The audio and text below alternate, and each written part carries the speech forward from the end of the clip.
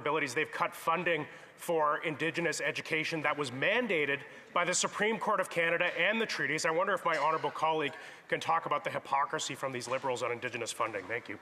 Very brief answer from the honourable member for Cloverdale Langley City. Madam Speaker, we Conservatives oppose the approach that the government is taking.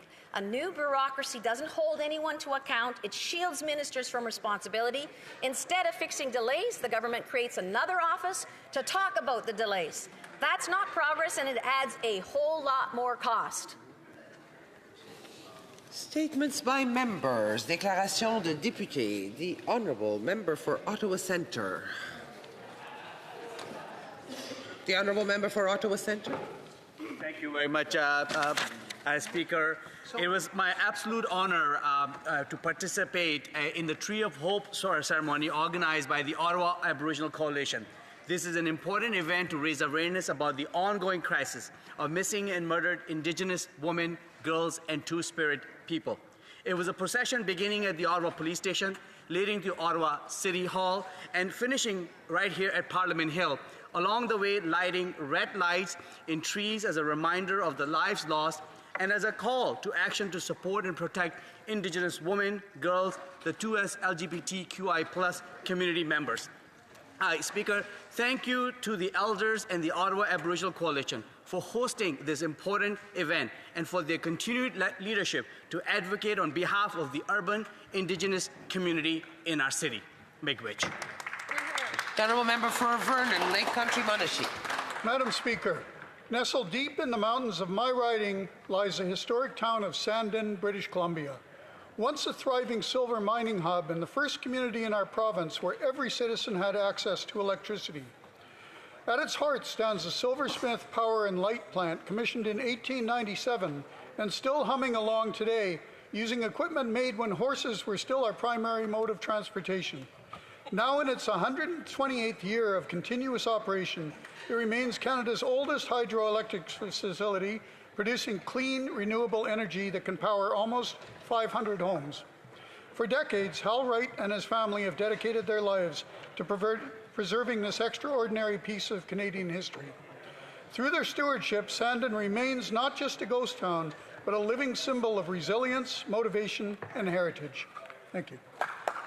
The honourable member for Winnipeg North. Yes, thank you, Madam Speaker. In the last election, the Prime Minister talked a great deal about expanding trade opportunities. And to that extent, Madam Speaker, we have seen a Prime Minister and a government traveling the world to ensure that we are able to expand our export markets, Madam Speaker. This is so critically important for all of Canada. For me personally, I'm looking at some of the things that have been coming out of that, such as a commitment in terms of working with the Philippines to try to get a trade agreement in 2026, to working with India to try to get a trade agreement in 2026. Madam Speaker, this is interesting times that we are in, and there's so many things, so many opportunities through trade. Canada is a trading nation. We have 2% or less 0.5% of the world population, yet, Madam Speaker, we contribute to 2.5% of world trade. This is a Prime Minister that understands the importance of trade, Madam Speaker. Thank you. Honourable member for Abbotsford, South Langley. Christmas cheer is all around us, especially in our community of Abbotsford, South Langley. I hope families will come out and enjoy the Aldergrove Christmas Parade. I will be thrilled to see you there as I hand out candy canes. Throughout this month, our office will be collecting non-perishable food items for our local food bank. Times are hard, and if you're able to give back in any capacity, it truly helps. I want to take this moment to thank our volunteers, our first responders, parade organizers, local charities, and organizations who make this season so special for us all. To my friends back home in Abbotsford, South Langley, I wish you the merriest Christmas and the happiest New Year as Christians celebrate this holy season of the birth of Jesus Christ. Thank you so much. The honourable member for Mississauga Centre. Thank you, Madam Speaker. Merci, Madame la Présidente. Since 1978, every year on the 29th of November, we commemorate the International Day of Solidarity with the Palestinian people. But this solidarity did not begin in 1978. For over 75 years, millions of Canadians and hundreds of millions around the world have stood in recognition of a reality defined by displacement, loss, and enduring hardship. It is also a day that reminds us of the extraordinary resilience of a people who've endured far more than any ever should. The perseverance of the Palestinian people over decades of hardship is a reminder to the entire world of the strength of hope and human dignity. Our role on the international stage carries a collective responsibility we owe to all who face injustice, one that demands not only our sympathy but our humanity in action. I rise proudly on behalf of many in my community and across this country to send a message to the people of Palestine. You have not been forgotten, and you are not alone. We stand with you. Thank you, Madam Speaker. Merci, Madame la Présidente. The honourable member for Northumberland Clark. Members of Parliament, above all else, are servants of the Canadian people. Whether we are working in the chamber or in the committee rooms, we must carry that hallowed responsibility wherever we go. Constituents are counting on us to carry out the work they sent us here to do. Right now, members of the Transport Committee are being denied that opportunity to work and serve. Liberal MPs are obstructing our work because they don't want to hear the testimony of victims in our study of unsafe truck driving practices. Voting against our motion to hear from victims is the Liberals' democratic right. However, cancelling meetings to avoid a vote? It isn't just wrong, it's undemocratic. Enough is enough. Liberal members of the Transport Committee need to fulfill their democratic responsibility, let victims be heard, and let parliamentarians get back to work. The honourable member for Ottawa West Nepean. Madam Speaker, aging is difficult for most people, but for those who've experienced addictions and mental health challenges, including hospitalizations and periods of homelessness throughout their lives, it is even more challenging. Recently, I toured the soon-to-be-opened Ottawa Salis 54-unit affordable housing complex in my riding of Ottawa West Nepean. This federally funded project will provide low-barrier supportive housing to older adults with complex social and health issues. This unique, purpose-built apartment and townhouse project near the City View Curling Club has a variety of bright social and recreation spaces, clinics, and other services. It is very impressive, and it will allow residents to age in place in dignity and safety. This is just one tangible example in my riding that our housing strategy is working and will change lives for the better. Thank you, Madam Speaker. Families across my riding on Vancouver Island are struggling to house and feed themselves as the cost of living continues to rise. The Duncan Food Bank and Kitchen and the Goldstream Food Bank in Langford are beyond capacity and struggling to keep up with demand. This is heartbreaking. And we have a new Veterans Food Bank in Langford scheduled to open mid-December, yet it is already being overwhelmed with requests for assistance from veterans and even serving members of the military.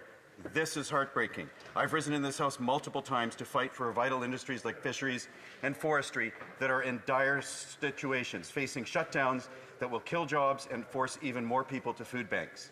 These are all signs of a failing economy driven by this government's handouts and subsidies fueled by endless borrowed and printed money that only serves to drive up further the cost of food. We must act now to help Canadians who are struggling. We must scrap the industrial carbon tax that drives up the cost of fertilizer and farm equipment and ultimately the cost of food. We do not need deficit-funded handouts. Canadians deserve more. The honourable member for Côte-Nord, Kawawa Chikamach Nitasanen. Madam Speaker, the Bloc Québécois listens to workers, including seasonal industry workers, who do not feel understood or represented in the most recent Liberal budget. There's nothing for employment insurance, even though workers' rights groups, unions, and the Bloc Québécois have been demanding a wholesale reform. There is no renewal of the temporary raised regional unemployment threshold, even though this would provide a much-needed respite to workers. With the holidays approaching, the Liberal government is coming forward with empty hands at a time when seasonal industry workers will be facing empty wallets. While Liberals are ignoring workers, the black hole that is employment insurance will not spare them. To these workers, an essential part of our regional economy and the vitality of our forestry, tourism, and fishing industries, and more besides, the Bloc Québécois will table another bill proposing a reform of the EI system. With me. Madam Speaker, Whitby is not just talking about sustainability, we're actually demonstrating action. At last week's Durham Greener Building Awards, which recognizes success in achieving climate targets, with 2 awards, our community walked out with some serious hardware. First up, Whitby's Centennial Building earned the Best Emission and Energy Performance Award for the Performing Arts. It proves we can honor our heritage while still hitting new heights in energy performance. Second, the Whitby Sports Complex also stepped up. It received the Leadership and Sustainability Impact Award, showing how a local recreational hub can and will lead the charge on environmental responsibility. Our government backed that vision with a $25 million investment through the Green and Inclusive Community Buildings Fund. That is paying off. Together, these wins say something very meaningful. Whitby is building a future that actually lives up to the hype. Smart, sustainable, and vibrant for generations to come. The honourable member for Dufferin-Caledon. Earlier this week, I said it's always a good day for Brookfield. Well, yesterday was another great day for Brookfield as the province of Alberta is pushed into a $16.5 billion deal on carbon capture. And one of the companies looking forward to for infall is going to be, of course, Brookfield. And let's not forget, last week this Prime Minister gave a $500 million contract to the European Space Agency, who is housed on property 50% owned by Brookfield. And also, let's also not forget that 3 days after this Prime Minister had a meeting with President Trump, the President personally signed an agreement for $80 billion with Brookfield for nuclear energy. And just this week, the CEO of Brookfield testified at committee saying, when Brookfield does well, the Prime Minister does well because of how many shares he has in Brookfield. So the question that Canadians want an answer to is, with 2.2 million Canadians going to a food bank every single month, why is the focus of this Prime Minister to enrich Brookfield and himself? The honourable member for Hamilton Mountain. As a kid at Christmas, all I wanted to unwrap was the latest Little House on the Prairie or Nancy Drew book. And as I hit my teens, it was all Margaret Atwood. Her books informed my feminism, inspired my sense of humor, instilled in me a lifelong love of dystopian fantasy fiction. Earlier this week, at the start of 16 Days of Activism Against Gender-Based Violence, I saw her on stage in Hamilton in front of 1,500 rabid fans, and I was reminded just how powerful a woman's voice can be. This event was for Interval House of Hamilton, which supports women fleeing violence and trains men and boys to avoid hyper-masculine misogyny. I've read them all, but my favorite Margaret Atwood is the Mad Adam trilogy, where we read, "We must be a beacon of hope, because if you tell people there's nothing they can do, they will do worse than nothing." Beacons of hope, like Margaret Atwood and the Interval House, remind us we can all do something about gender-based violence. Wow. The honourable member for London Fanshawe. Madam Speaker, Canadians pay their taxes and expect fairness, but surprise, surprise, the Prime Minister budget did nothing to inconvenience powerful corporations like Brookfield from enjoying Canada's 2-tier tax system. Canadians cannot ignore that not long before taking office, the Prime Minister served as chair for Brookfield, a senior position of a company now known for pushing tax avoidance to the max. During an ethics committee meeting, we heard that Brookfield is the most aggressive tax avoider in the country, shifting profits into offshore havens and dodging $6.5 billion in Canadian taxes. And while this government protects these loopholes, it saddles Canadians with the biggest budget in our history. Workers pay for it twice, once through higher taxes and again through the hidden inflation tax that follows the massive deficits and drives up the cost of everything. Families in London deserve that better than a system rigged for insiders. Conservatives will fight for fairness. Yeah. The honourable member for Barossa. Thank you, Madam Speaker. Today, I am extremely proud to mark the exceptional achievement of a youth robotics team from our riding of Barossa. They received the gold medal in the first global challenge, becoming robotics champions of the world, to Araf Alam Chaudhuri, Ashley Carolina Vasquez Cabrera, Donovan Manlius, Iad Zabi, Justine Dubuc, Ken Lee Sui, Manuela Christie Nzali Wakem, Raul Andre Vargas Ramirez, Sarah Kaidi, and Taha Buhu. These youth brought home the gold in the first global Panama Robotics Championship. These youth are writing the story of the future of Bourassa, Quebec, and Canada, a future of robotics. Thank you, and they're here in Ottawa right now. The honourable member for Richmond Hill South. This Liberal Prime Minister called himself the master negotiator, bragging that he alone can land a deal with President Trump on July 21st. He puffed out his chest, promised elbows up, and told Canadians he was ready to fight. But now that he has failed, he shrugs, saying, who cares? And that he doesn't have a burning issue to discuss with the president. In months, he went from lacing up his gloves to throwing up his hands. He hasn't negotiated. He has surrendered. And while he wanders the world of photo ops, our workers are getting knocked to the mat. Well, Conservatives care, and so do the 40,000 manufacturing workers in Ontario whose jobs have vanished since April. Not because of global forces, but because this Prime Minister fumbled the negotiations and left Canada without a deal, without a plan, and without a lifeline. Those workers don't have the luxury of saying who cares, because their mortgages care, their grocery bills care, and their futures care. So will the Prime Minister look those 40,000 workers in their eyes and tell them he actually cares about their jobs, their paychecks, and their livelihoods? Or will he just keep throwing up his hands, walking away from the table, and saying, who cares? The honourable member for Cape Breton, Canso, and Tigonish. Madam Speaker, it's not for me to rock the boat, but what's the deal with last week's vote? We won the thing, so I won't gloat, but Robert Fife, I'd like to quote. He spoke about some sneaky deeds where two were hiding in the weeds, which served the Tories' voting needs. Embarrassing, the headline reads. Their outline makes it all but certain the two were hiding behind the curtain. With a snap election, they were flirting, credibility shot, their polling hurting. They tried to blame it on the app, but fact and fiction showed a gap. The answers shared were all over the map. It sounds to me like a pile of inconsistencies. So what is it? I'll try to say, next time try to make your way into the House and make our day by voting for the BIA.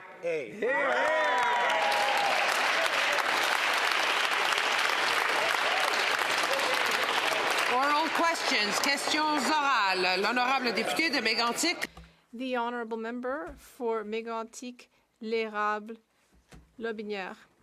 More and more Canadians are wondering how they're going to manage to make ends meet, but not the Prime Minister. He gets a little richer every day, since he's able to make decisions to benefit his company, Brookfield, for example. After meeting with the American president, he came back with nothing for Canadians, but a lot for his company, which managed to sign an $80 billion nuclear energy agreement. We are told that he manages cabinet like a private company. Well, indeed, why do the profits end up going into his pockets while Canadians always end up paying the bill? The Honourable Government House Leader. Madam Speaker, this morning, Canadians are very pleased with the results of our incredibly powerful economy. The best in the G7. 2.6% growth over the last quarter. Madam Speaker, what does that mean? It means opportunities for our youth. It reflects our defense investment, our economic investments. It's the result of our hard work with the provinces to meet the economic ambitions of all of Canada. The Honourable Member for Mégantic, l'Érable, Lobinière. Before becoming Prime Minister, the chair of Brookfield moved their headquarters to New York. Before he became Prime Minister, the chair of Brookfield created 3 investment funds, one of them over a bike repair shop. All of this to avoid paying taxes in Canada. That's called tax evasion.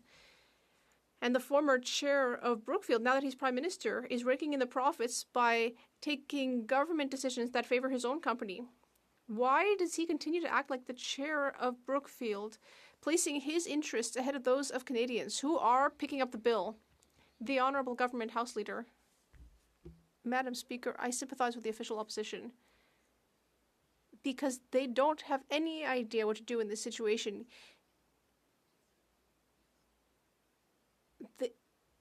Every day, practically, the other side of the House is left having to deal with the fact that we're having amazing economic growth, that we're getting results.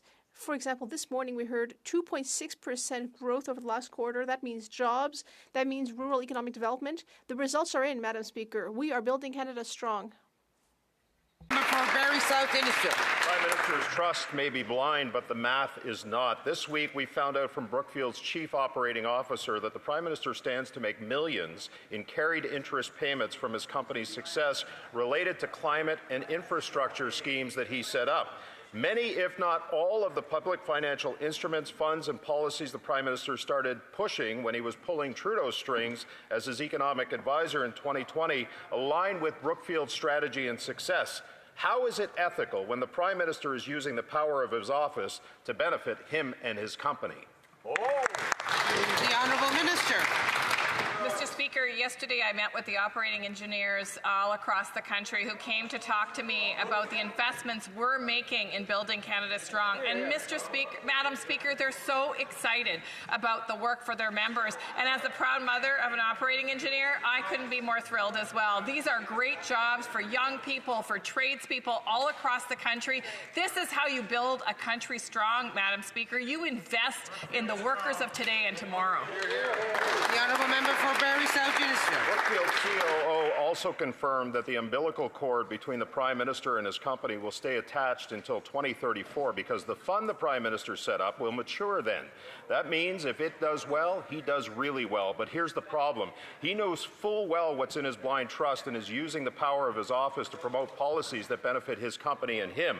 AI, modular housing, carbon capture, nuclear, and the transition model of public risk for private return he set up while advising Trudeau will make him millions. How is this ethical, if not illegal? The Honourable Minister.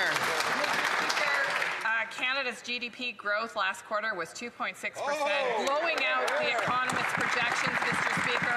That's what growing Canada strong looks like. It's an investment in the potential of the country, but it's an investment in right now. We have the highest rate of women ever in the workforce, Mr. Speaker. You know why? Because we have an affordable child care agreement. And yesterday, Saskatchewan signed an extension, 5 years, $1.5 billion, to make sure we can not only get women in the workforce, but keep them there. And one more thing, Madam Speaker, $10 a day has been achieved in Saskatchewan. That's real action. That's partnership with provinces and cities. The Honourable Member for St. Albert, Sturgeon River. Madam Speaker, the Prime Minister has vast conflicts of interest with Brookfield. That's why the Ethics Commissioner specifically told him not to meet with Brookfield. Despite this, the Prime Minister secretly met with the Chief Operating Officer of Brookfield in October. So a simple question, why did the Prime Minister violate the clear direction of the Ethics Commissioner? The Honourable Minister of Justice. Madam Speaker, the member's resort to personal attacks and dealing in conspiracy theories speaks to a larger issue. A member from the province of Alberta today unable to celebrate the agreement that we have achieved that his own premier is celebrating in public about the opportunity to protect the environment and create good jobs. If he won't stand up for Alberta, I, as somebody from the East Coast who spent 5 years there, absolutely will. The GDP numbers that we've seen come in the past quarter, seeing it go up 2.6%, means good jobs for people and food on the tables for families. We're here to create jobs. It's a shame the Conservatives are opposed. The Honourable Member for St. Albert, Sturgeon River. Conspiracy theory, the Ethics Commissioner told the Prime Minister not to meet with Brookfield, and then he did so. Now, this is a Prime Minister that was the chair of Brookfield and who stands to make tens of millions of dollars from in future bonus pay and from stock options. And not only did the Prime Minister clearly violate the direction of the Ethics Commissioner, he attempted to cover it up by not disclosing the meeting. Is this the Prime Minister's idea of ethics? Hear, hear. The Honourable Minister of Justice. Madam Speaker, I think my colleague has left his tinfoil hat in the men's room before he attended question period here today. He's here talking about things that do not matter to the people at home as much as things like doctors, jobs, lower taxes. Frankly, Madam Speaker, it is a shame that members of this House of Commons are simply not focused on the priorities of Canadians. The GDP has increased 2.6% in the past quarter. The last jobs report showed 67,000 new jobs. Every month since the Prime Minister has held that office, wages have increased faster than inflation. Madam Speaker, we're going to stand up to build an economy that can stand on its own 2 feet, advance major projects, create jobs for people at home. I wish they'd support it. The Honourable Member for Gaspésie, La Madeleine-Listigouche. Madam Speaker, this is no time to celebrate. Yesterday's agreement with Alberta is climate betrayal. Instead of announcing one more dirty oil pipeline, the Liberals are saying there might be several, in addition to expanding Trans Mountain, which would mean at least 1.4 million additional barrels of oil per day. The Liberals are also openly threatening BC. They are saying they might force through their oil fantasies, which is one of the worst documented cases of predatory federalism. This is an incredibly aggressive policy, both on climate and in terms of provincial jurisdiction. How can these MPs continue to justify this? The Honourable Government House Leader. Well, Madam Speaker, do you want to talk about provincial jurisdiction? Let's speak about Quebec's ambitions on development, mines, critical minerals, renewable energy, clean energy. Our approach, Madam Speaker, is giving results. 2.6% of GDP growth over the last quarter. What does that mean? That means that in my esteemed colleagues' riding, mothers and fathers will be able to have hopes for their children and good jobs throughout all Quebec's regions. The Honourable Member for Gaspésie-La-Madeleine-Listigouche. Madam Speaker, these Liberals' oil folly is climate betrayal, and betrayal towards voters who thought that voting Liberal would be greener than voting Conservative.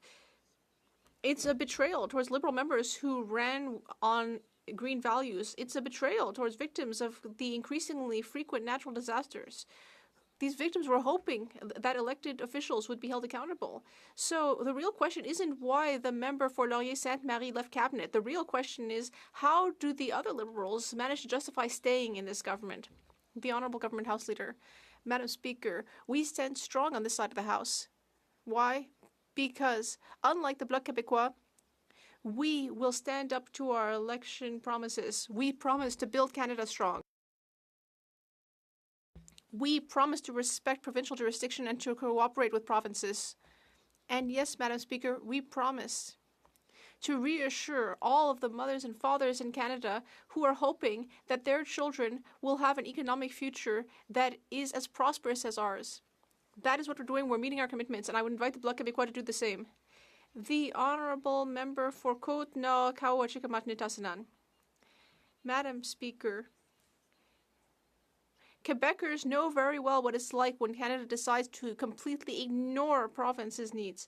And today, it is BC that is suffering its own night of the long knives. The Liberals in Alberta decided to sign an agreement without BC to force it to accept a pipeline, claiming that it's for national interest reasons. Quebecers should start worrying because the federal government has wanted to add a pipeline along the St. Lawrence for over 10 years. If this is what the Liberals are doing today, are they planning to do the same thing to Quebec? The Honourable Government House Leader. Madam Speaker, this morning I got good economic news. 2.6% GDP growth. And you know what BC is not saying? Oh, we need the Bloc Québécois to defend us. We will work closely with BC. We will do so because we have a duty to consult and respect BC First Nations. That is what we're going to do. We are going to do all of that, Madam Speaker, and we don't need the help of the Bloc Québécois, which only wants to split the country.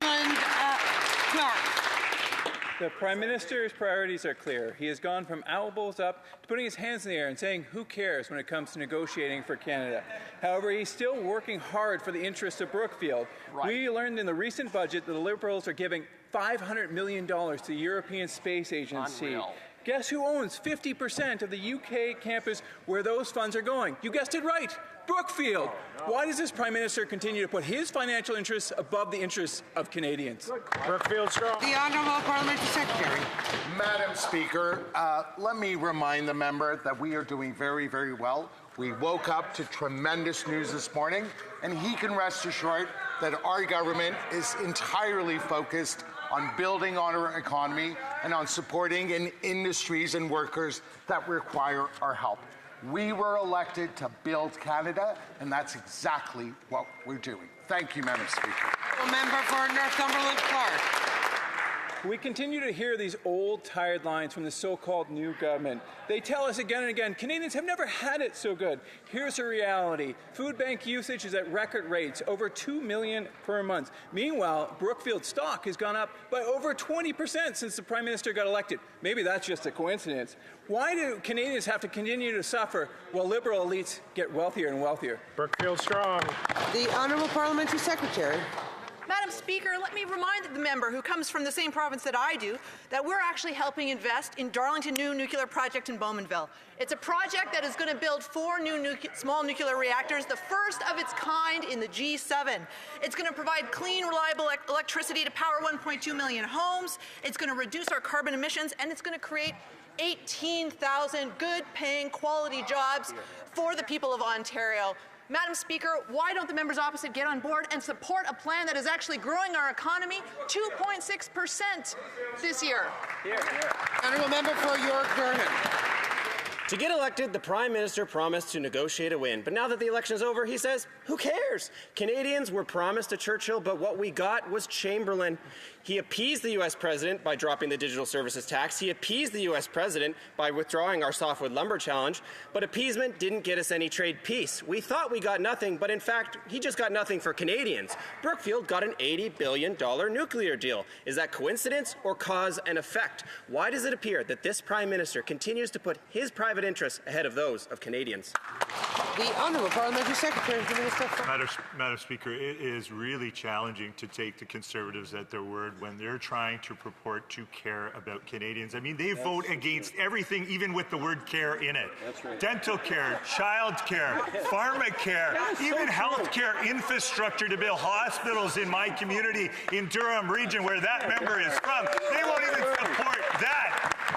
You want to show that you care, step up to support major projects in this country that will create, like the new nuclear project at Darlington, creating 21,700 jobs in our region, and that member voted against it. Shame on it. Honourable member for York Durham.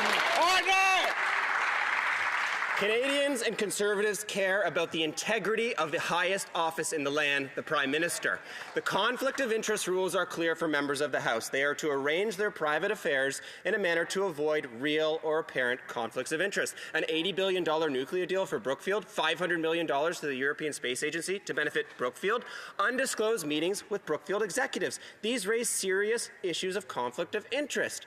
Why does it appear that the Prime Minister continues to put his private interests ahead of those of Canadians?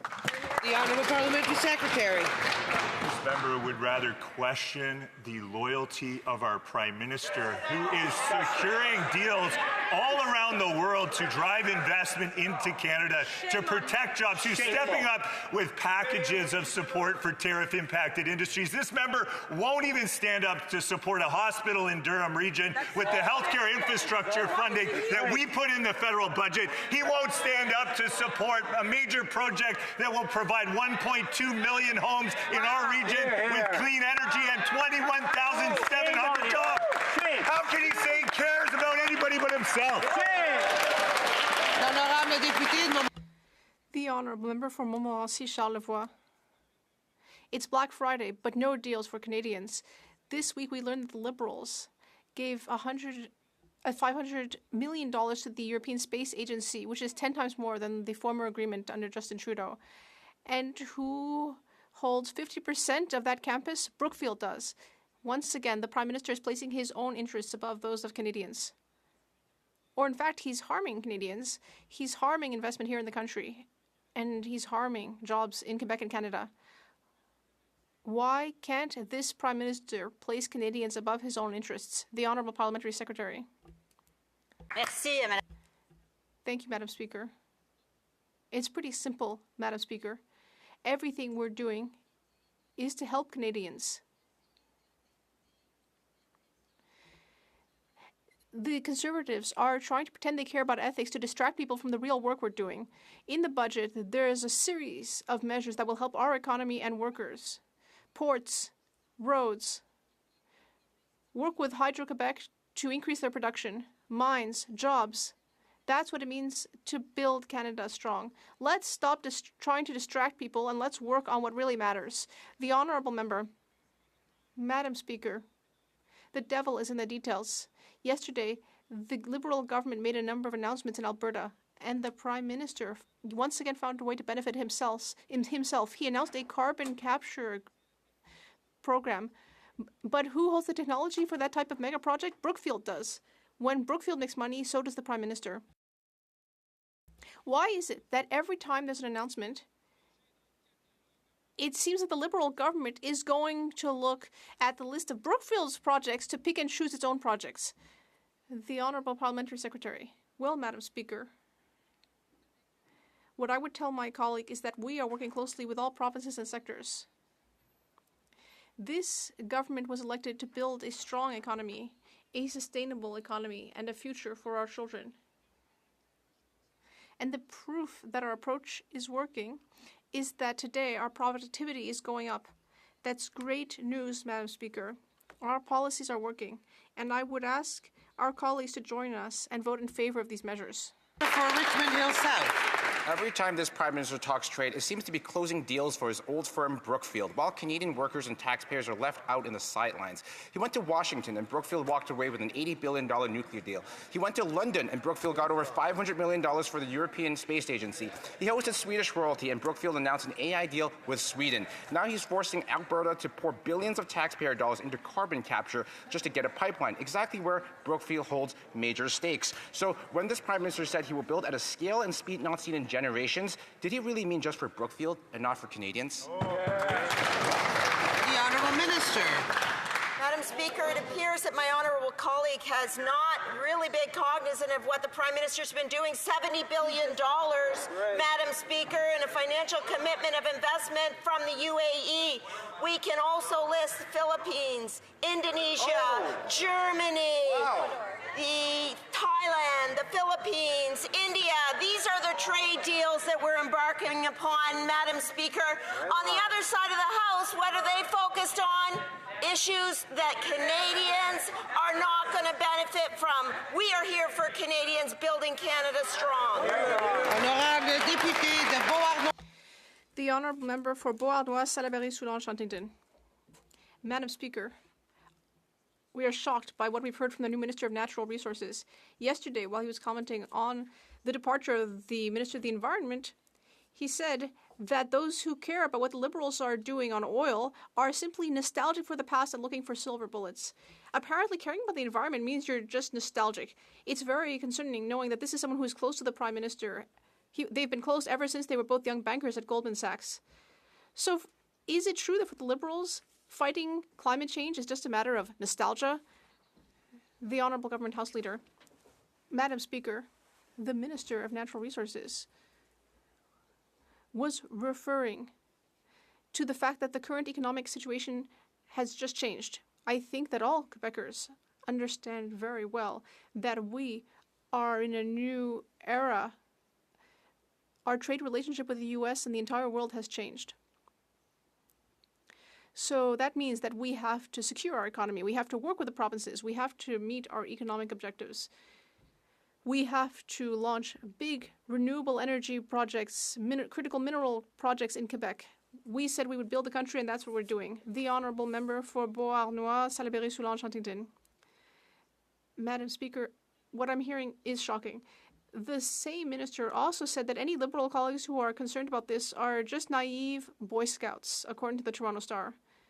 So apparently in Canada nowadays, you can be the Minister of Natural Resources and think that being worried about the proliferation of dirty oil pipelines is just a matter of magical thinking, nostalgia, naivete, being a Boy Scout. I don't even think the leader of the Conservatives is that much of a climate skeptic. How can it be that Quebec Liberals continue to support what we're hearing from a minister like that? The Honourable Secretary of State. Madam Speaker, we had a province that was having difficulty joining with us on fighting climate change and climate and emissions. And now today, that same province has now agreed to an increase in the carbon price and has also agreed to reduce its emissions, methane emissions, by 75%. 75% decrease in methane emissions. And in order for the project to occur, we need an agreement with BC. We need an agreement with First Nations. And we need a backer.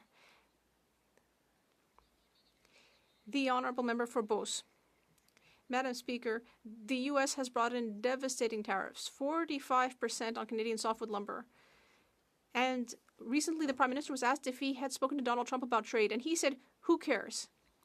Well, I can tell you that in Beauce, people do care. 8,000 jobs depend on softwood lumber in Chaudière-Appalaches. Those people definitely care. Madam Speaker, will the Prime Minister rise today, look those 8,000 workers in the eye, and repeat, who cares? The Honourable Parliamentary Secretary. Thank you, Madam Speaker. In rural areas, we need our forestry workers. We need our Canadian softwood lumber. We are all proud of that sector in Canada. In my own riding, I have proud forestry sector businesses. This week, we announced significant measures to support that sector. We know that these times are very difficult. And when that happens, we support each other, which is what we are doing to support the forestry sector. We will settle these problems with the U.S. Meanwhile, we will help the sector. The Honourable Member for Beauce. Unlike the Prime Minister, Madam Speaker, we care about the softwood lumber sector. What the sector needs is not a loan program. That won't replace the $780 million of salaries that are currently being received in the region. The Prime Minister promised he'd reach a deal with the Americans, but instead things are getting worse. Companies don't need loans. They want a trade agreement with the Americans. That's the key market for their sector. So will the Prime Minister stop saying, who cares? Will he sign a softwood lumber deal with the Americans? Yes or no? The Honourable Government House Leader. Madam Speaker, I will not listen to the Conservatives on the matter of softwood lumber. We are in a trade war, Madam Speaker. And when it comes to softwood lumber, that trade war has been going on for decades. We are here to help people. Unlike the Conservatives, we are supporting workers. We are supporting our businesses. We are modernizing and diversifying our products.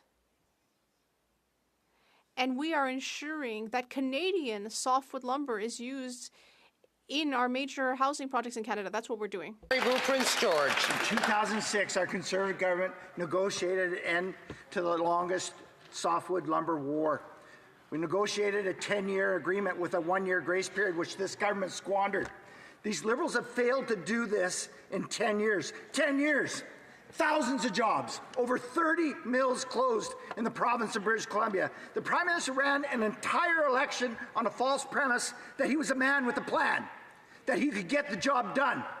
Now he says, who cares? As our lumber industry is crippled and communities are decimated. The Honourable Parliamentary Secretary. Madam Speaker, we are in a trade war. We are in a very difficult situation, and in that situation, this government is standing with those affected workers.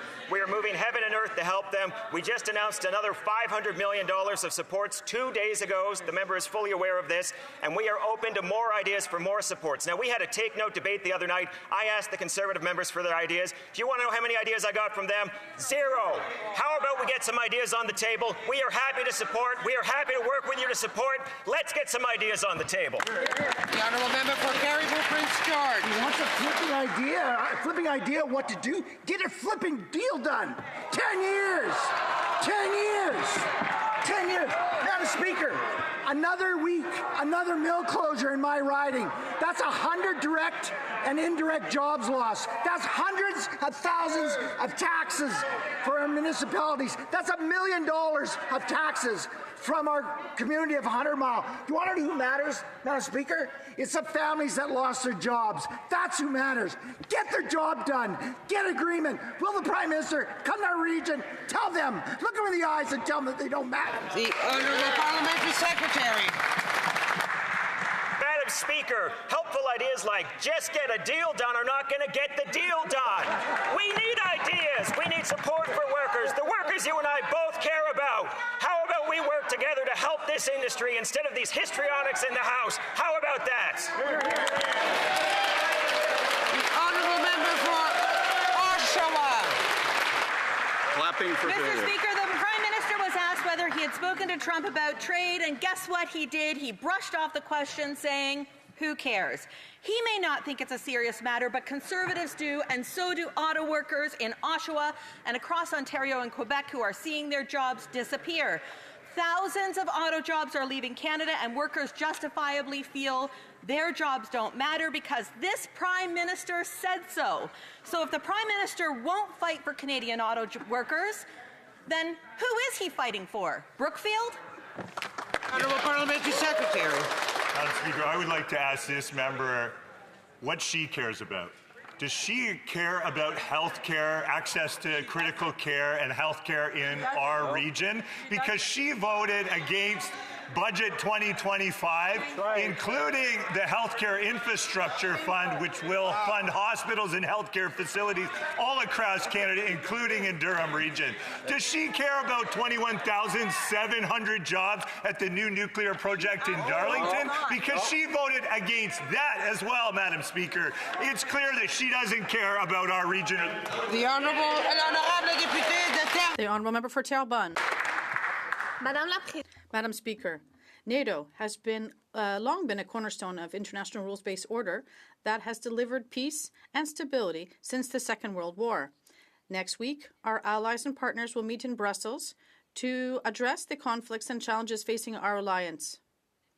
Can the Minister of Foreign Affairs inform this House how she plans to represent Canada and work with our allies to advance our interests ahead of this important meeting? Bonne question. The Honourable Minister of Foreign Affairs. Madam Speaker, I'd like to thank my honourable colleague for this question. And next week, I will be at NATO to discuss very important issues with our allies, for example, Ukraine, the Arctic, and our collective defence. With an investment of $80 billion in the 2025 budget, we are here for the Canadian Armed Forces and our defence sector. Canada will always do its part for the collective defence of our country and the protection of our country. Parkland. Madam Speaker, yesterday the Prime Minister promised Canadians a pipeline. Maybe, someday. He's not sure. Meanwhile, the Environment Minister can't even say the word pipeline, and another minister just jumped ship. This isn't a grand bargain, it's a grand ransom. The only thing certain is that Canadians' industrial carbon taxes are going up.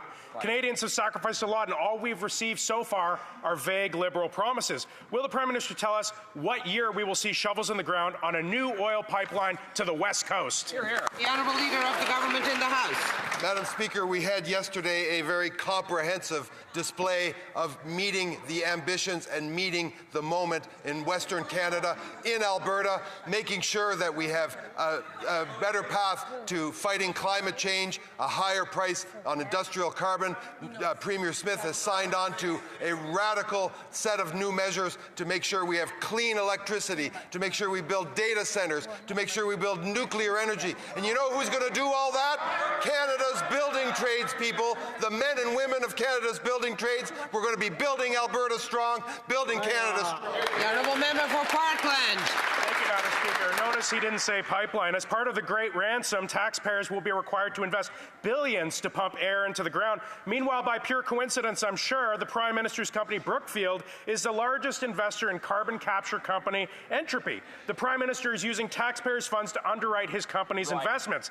Brookfield's $300 million investment in Entropy is already backed by $200 million in taxpayers' funds. That's not Canada strong, that's Brookfield strong. How much does this Prime Minister stand to gain by forcing Canadians to fund his carbon capture projects? The Honourable Parliamentary Secretary. Madam Speaker, tinfoil is actually made of aluminum, so I'd like to thank the member for her first act supporting that sector in this House. The facts of the matter are this. Yesterday we announced an MOU with Alberta that increases economic prosperity for this country, that increases environmental sustainability and the durability of environmental action in this country, and it makes us less reliant on the United States. That's a good day for Alberta. That's a good day for Canada. I welcome the member's office to get on board. The member for Abbotsford South Langley.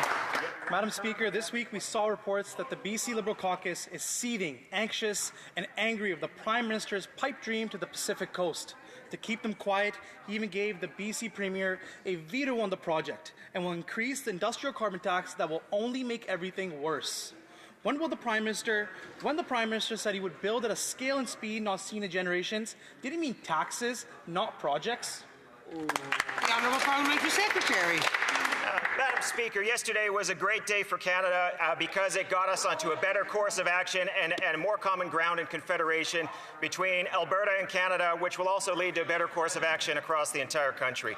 Part of the agreement was that we would work with British Columbia, we would work in a tripartite table, and of course we will all respect the Indigenous rights of peoples.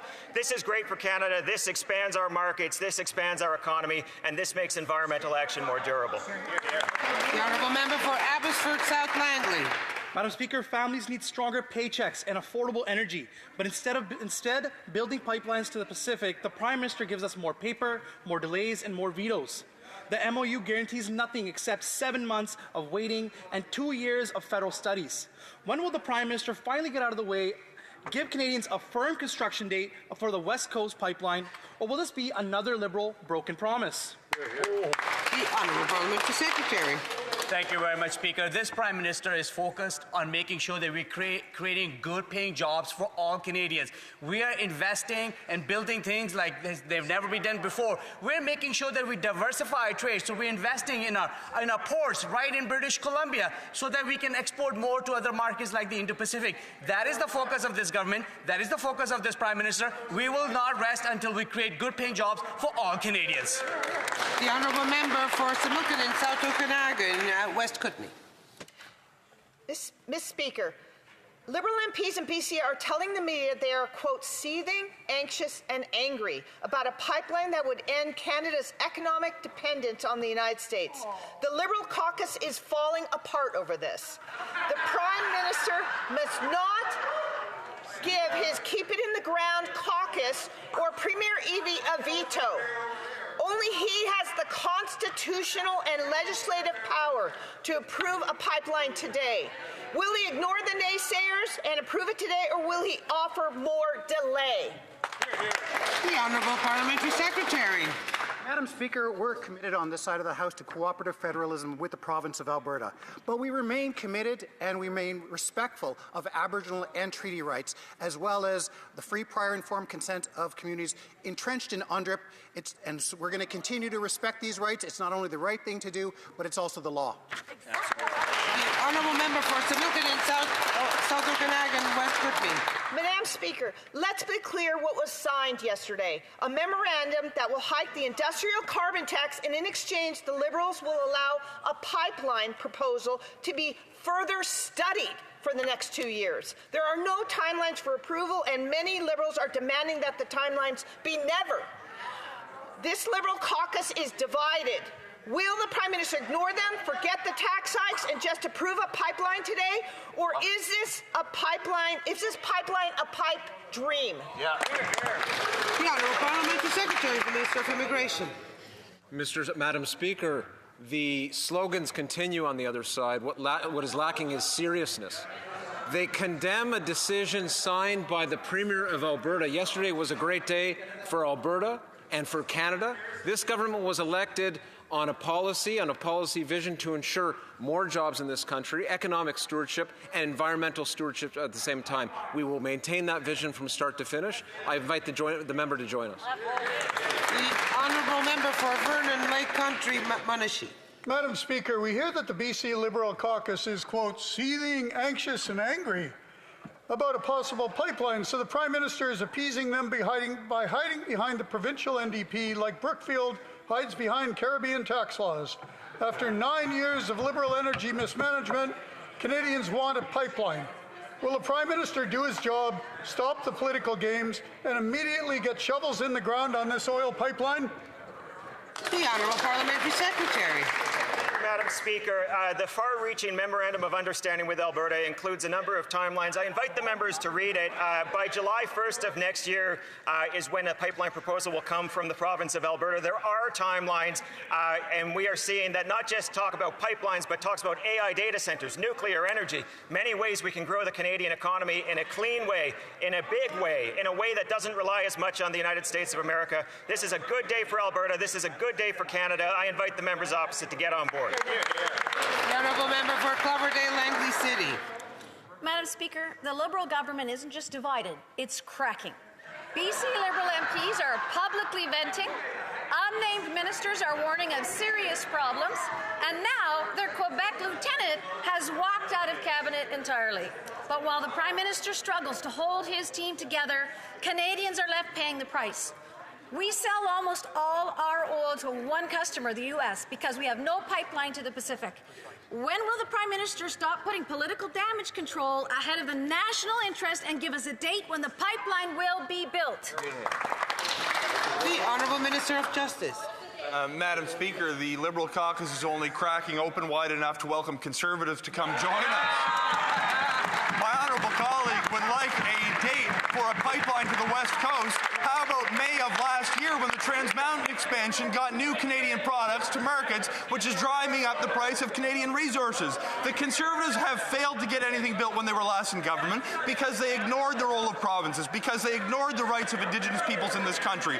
By working together with different levels of government and Indigenous rights holders, we are able to advance major projects. This is not some idea. This is our... The Honourable Member for Cloverdale, Langley City. Madam Speaker, a pipeline to the West Coast isn't just another project. It's a nation-building decision that falls squarely under the federal government's authority.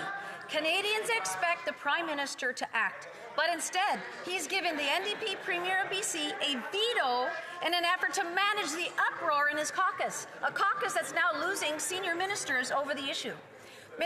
Madam Speaker, when will the Prime Minister stop passing the buck and use the federal authority that rests with him alone to ensure this pipeline gets built? The Honourable Minister. Madam Speaker, she's talking about the constitutional authority of the Prime Minister. If she actually read the entirety of the section that she's referring to, she would notice that it also gives the constitutional authority to provincial governments to build or not build the infrastructure, the roads, the electricity, the water services that it would make possible to have a pipeline actually operate in the first place. In addition, Madam Speaker, Section 35 of that very same Constitution demands that governments respect the inherent and treaty rights of Indigenous peoples in this country, including by consulting them on advancing major projects. By working together, we can get big things done. That's a path.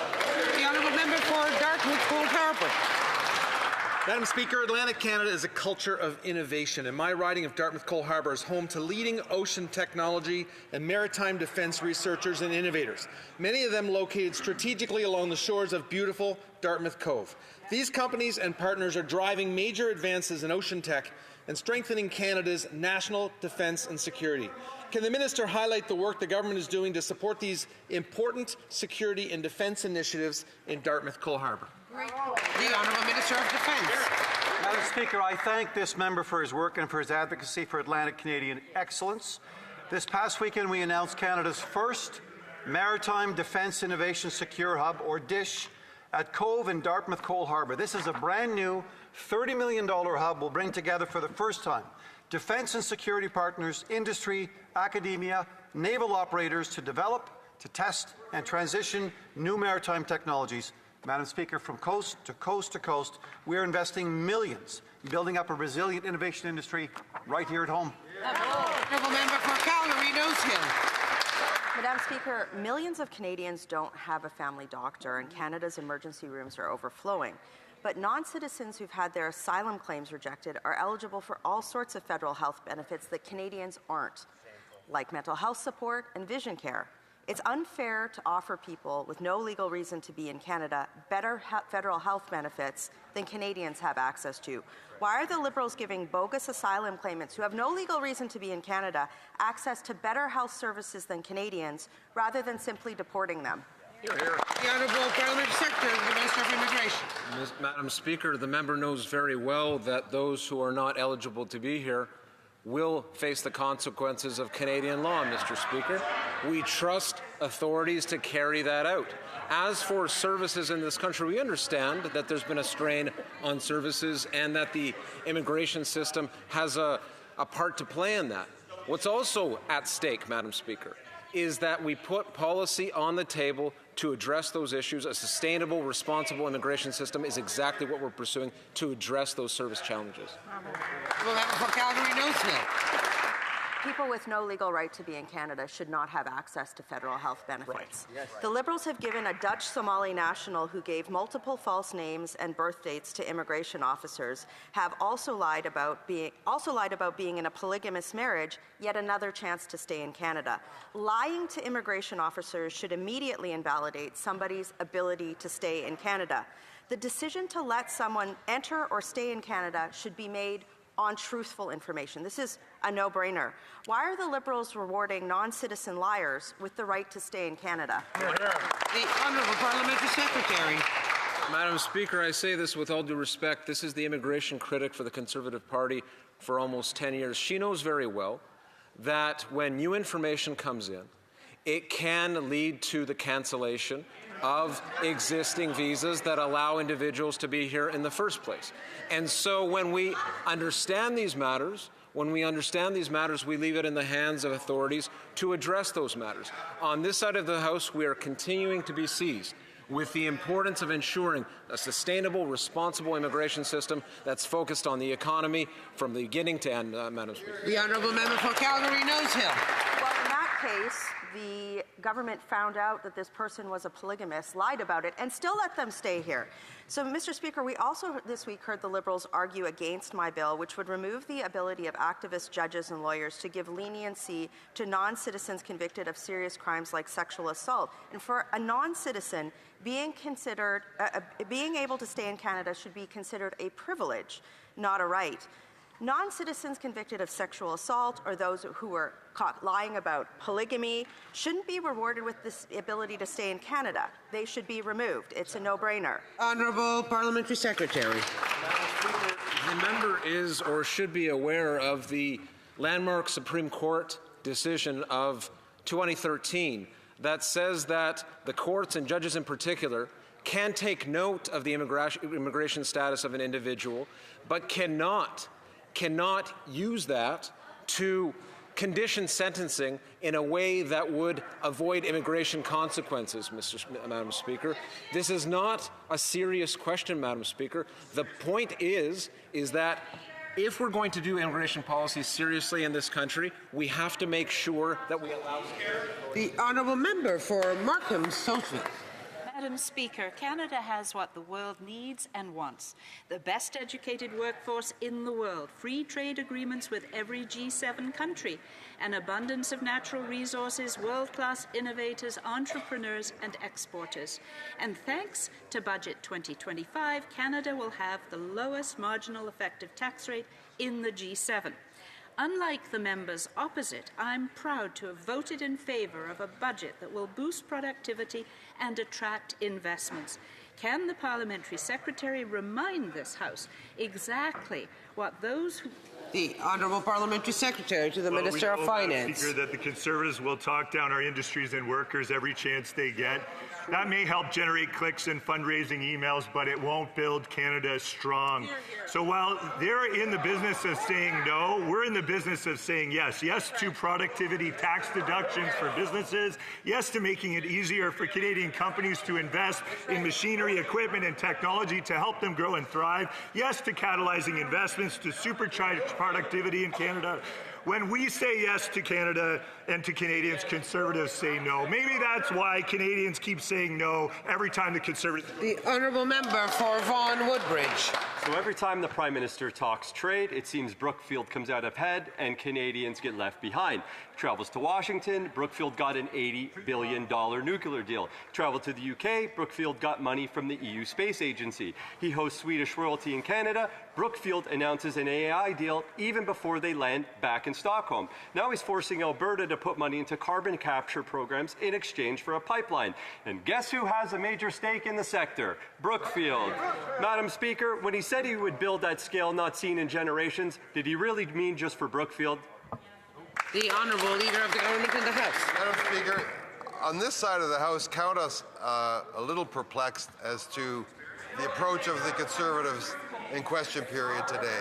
First, we have the news of 2.6% growth in our economy, which leads all published data in the G7.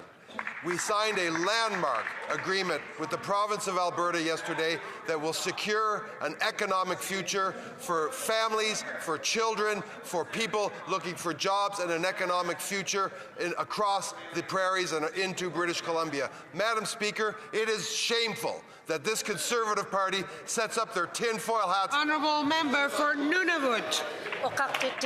This summer, a cargo ship went aground in the Franklin Strait, a rare occurrence.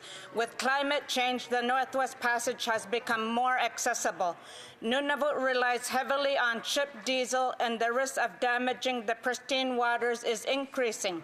Mapping the seafloor will ensure more predictable navigation. Will the minister commit to funding Arctic bathymetry as a multi-use project to keep Canada's sovereignty over the Arctic? The Honourable Government House Leader.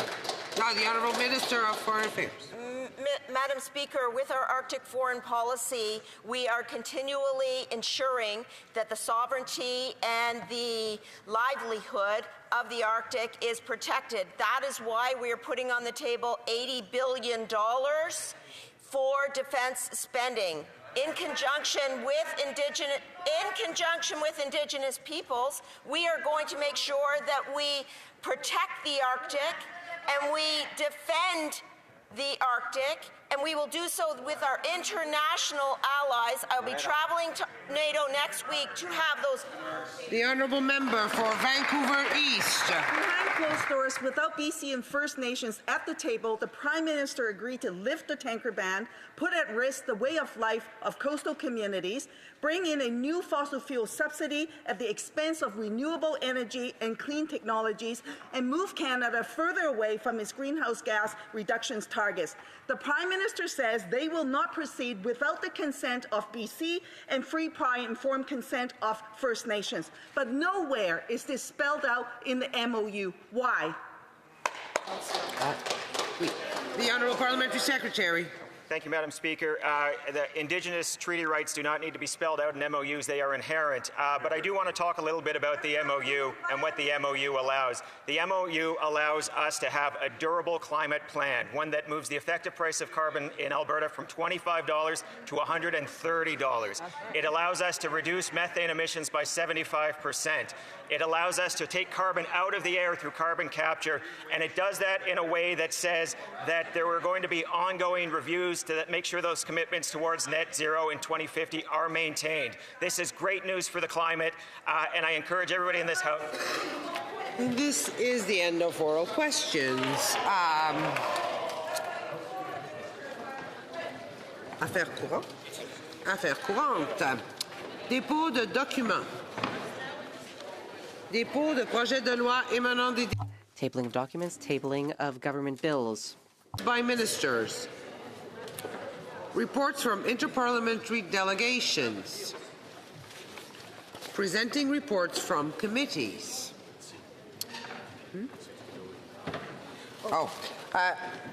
L'honorable député de... The Honourable Member for Quebec. Merci, Madame la Présidente. Thank you, Madam Speaker. I am pleased to table, in both official languages, the second report of the Standing Committee on Public Safety and National Security regarding Bill C-12, an act respecting certain measures relating to the security of Canada's borders and the integrity of the Canadian immigration system and respecting other related security measures. The committee has studied the bill and has decided to report it back to the House with amendments. Thank you, Madam Speaker. Presenting reports from committees, the Honourable Member for Barrie South Innisfield. Thank you, Madam Speaker. I have the honour to present in both official languages the fourth report of the Standing Committee on Access to Information, Privacy and Ethics, entitled Proposed Review of the Conflict of Interest Act. Thank you, Madam Speaker.